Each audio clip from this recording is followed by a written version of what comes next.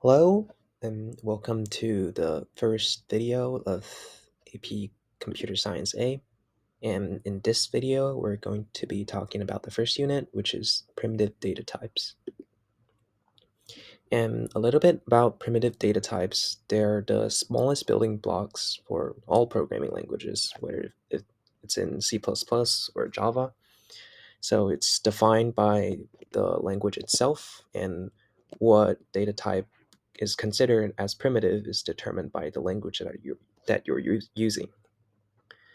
And it stores simple data, usually like only an integer, so a number, or like a boolean, so true or false.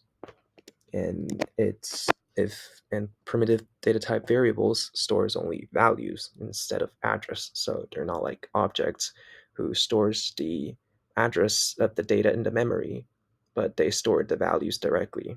And because of that, when you're comparing them in like a conditional statement, then you can use the double equal sign instead of using the dot equals method, which compares to objects.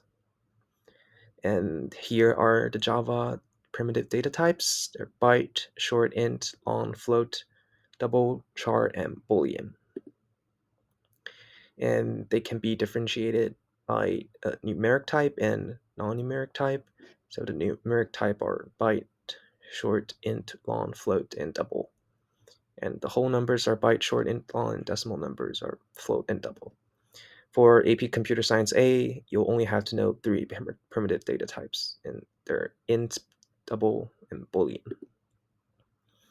And a quick thing about primitive data types is that you can typecast between them.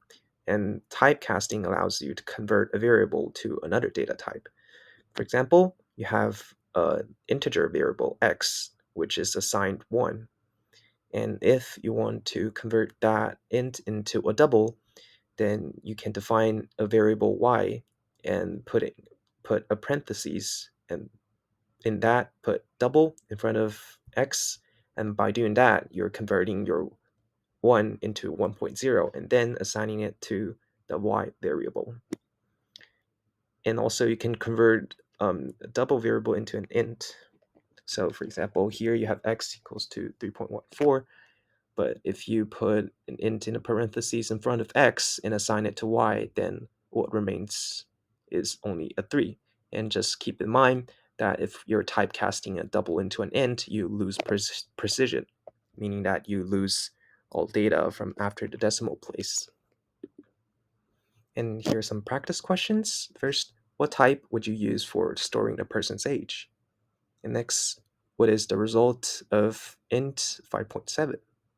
And lastly, true or false question, Boolean is a numeric type. And feel free to pause and ponder and think of the question. And here the answers is int, 5, and false. And thank you for watching this video. If you want more help, please visit the vikinginitiative.com website for more AP or IB resources. And if you have any questions, please join our AP CSA group chat and ask our tutors. Thank you for watching.